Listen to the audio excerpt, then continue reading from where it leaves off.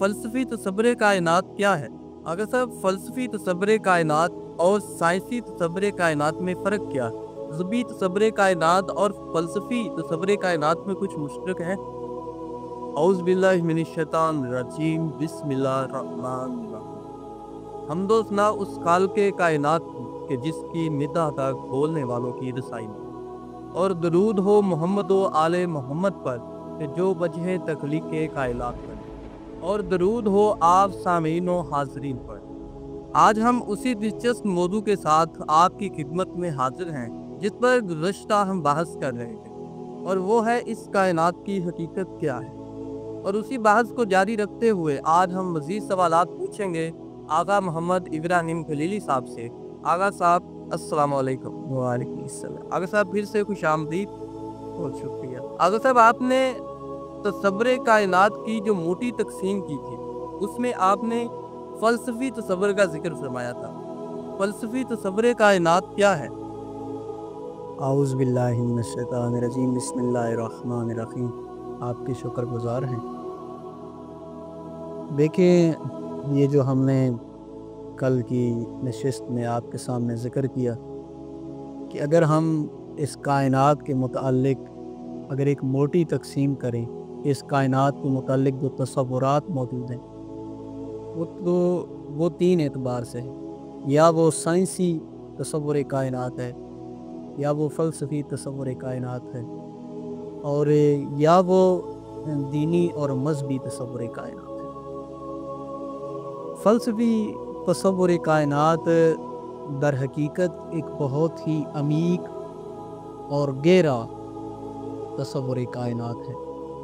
यानी उसके अंदर साइंस की तरह फ़कत एक जुज़ को नहीं लिया जाता और चंद अज्ज़ा पर जो है वो गुफ्तगू नहीं होती, बल्कि इस कायनात का जितना दायरा है उस तमाम दायरे को अहाता किया जाता है कि इस कायनात का आगाज़ क्या है, अंजाम क्या है, ये कायनात किस तरफ जा रही है। बल्कि आप गैर जानिबदार होकर कुल कायनात के मुताल्लिक़ सवालात करते हैं और कुल कायनात के मुताल्लिक़ इस कायनात की हकीकत को जानने की कोशिश करते हैं कि ये कायनात क्या है और इस कायनात का आया कोई मबदा और वजूद है।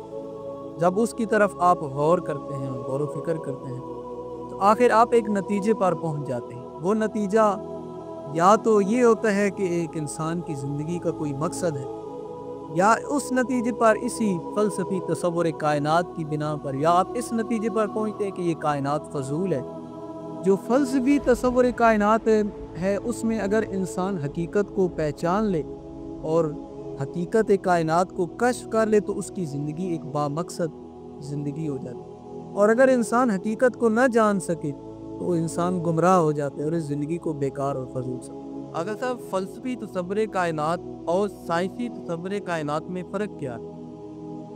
अगर हम देखें फ़लसफ़ी तसव्वुर कायनात और साइंसी तसव्वुर कायनात के मुतल्लिक़, साइंस जैसे मैंने पहली नशिस्त में ज़िक्र किया था कि साइंस कायनात के चंद अज्ज़ा के मुतल्लिक़ जो है वो तहक़ीक़ करती है और वो तहक़ीक़ हमारे हवाले करती है। लेकिन फ़लसफ़ी तसव्वुर कायनात के अंदर कायनात के एक जुज़ के मुतल्लिक़ तहक़ीक़ नहीं की जाती, बल्कि कुल्ले कायनात को लिया जाता है और कुल्ले कायनात के मुतल्लिक़ जो है वो जानने की कोशिश जाती है कि ये कायनात क्या है, इसकी हकीकत क्या है। जैसे कि ख़ुद फ़लसफ़ा का जो मौजू है वो मौजूद बिमा हुआ मौजूद, यानी ख़ुद वजूद क्या है और वजूद की हकीकत को तलाश करना। तो साइंस और फ़लसफ़े के अंदर एक मुश्तरका चीज़ है और जो जिहत मुश्तरक है वो ये कि ये दोनों अमल के लिए मुकदमा है, लेकिन जो इख्तलाफ है वो इसमें है कि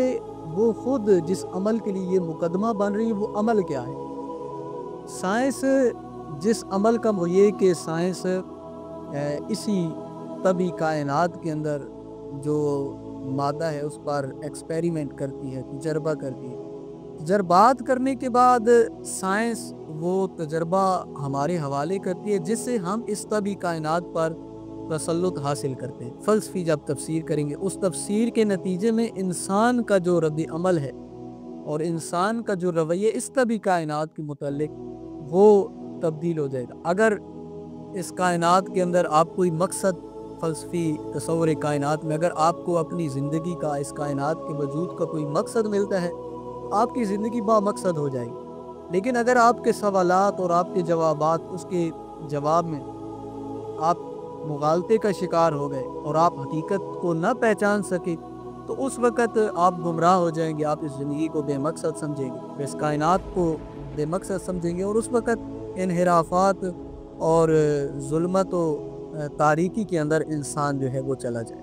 اگر صاحب آپ نے بتایا کہ فلسفی تصور کائنات اور سائنسی تصور کائنات میں کچھ تو مشترک ہے، اسی طرح جذبی تصور کائنات اور فلسفی تصور کائنات میں کچھ مشترک ہے؟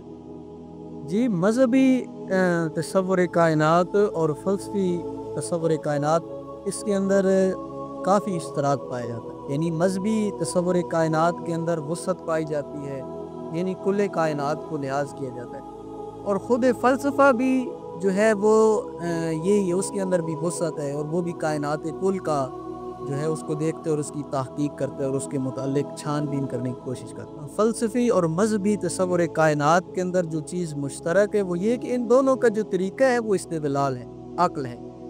یعنی مذہب بھی جو ہے اس کائنات کے متعلق جو تصویر پیش کرتے ہیں وہ عقلی اور استدلالی ہے، وہ روحانی ہے، اور فلسفہ جو ہے وہ بھی اس کائنات کی جو تفسیر کرتا ہے وہ عقلی اور برہانی ہوتی ہے، یعنی عقل کو کام ملا کر اس کو پیش کرتے ہیں۔ اگر صاحب ایک اچھے تصور کائنات کا معیار کیا ہے؟ ایک اچھے تصور کائنات کے لیے بھی چند خصوصیات کا ہونا ضروری ہے۔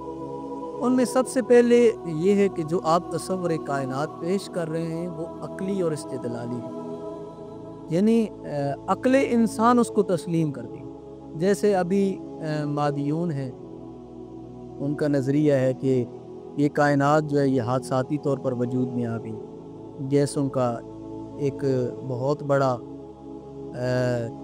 ری ایکشن ہوا اور اس کے نتیجے میں یہ کائنات جو ہے وجود میں آ گئی۔ تو اب انسان کی یہ عقل نہیں مانتی۔ جیسے ابھی یہاں پر ہی دھماکہ ہو تو کیا آپ تصور کرتے ہیں کہ یہ ساری چیزیں منظم رہیں گی؟ سب چیزیں بکھر جائیں گی، بکھر جائیں گی۔ مکتب آپ کو امید دلائے، آپ کے اندر ولولہ پیدا کرے، یعنی امید پیدا ہو کہ اگر میں یہ اعمال انجام دے رہا ہوں تو ان اعمال کا مجھے ایک اجر ملے گا، اگر میں نے یہ اعمال کیے تو مجھے سزا ملے گی۔ یعنی اس قسم کا آپ کا تصور کائنات ہونا چاہیے کہ جس سے انسان کو امید بھی ملے، کسی امید کے ذریعے انسان وہ کام انجام دے رہا۔ مکتب کے اندر یہ خصوصیات اور اس تصور کائنات کے اندر یہ خصوصیات ہونی چاہیے کہ وہ انسان کو ذمہ دار اور جواب دہ بنائے اس کے اعمال کی نسبت، خود یعنی انسان کو اس قابل وہ بنائے تصور کائنات جو پیش کیا جا رہا ہے اس مکتب کا، کہ وہ انسان کو ذمہ دار بنا دے، جواب دہ بنا دے کہ یہ جو اعمال تم انجام دے رہے ہو ان کا آپ کو جواب دہ ہونا ہے، خود معاشرہ کے سامنے اور خود آپ کو اس کائنات کے بنانے والے کے سامنے۔ یعنی اسلام کی اگر نظر سے دیکھیں تو یہ تمام خصوصیات جو ہیں یہ دین اسلام کے اندر پائی جاتی ہیں، اور دین اسلام اور الہی تصور کائنات کے اندر یہ جو خصوصیات ہیں یہ مشترک۔ تو ناظرین و سامعین، ہماری آج کی نشست کا اختتام ہوتا ہے۔ ہم اسی موضوع کو انشاءاللہ آگے لے کر جائیں گے اور آپ کی خدمت میں مزید تصور کائنات کے متعلق سوال و جوابات پیش کریں گے۔ تو تب تک کے لیے آپ سے اجازت چاہتے ہیں۔ اللہ حافظ۔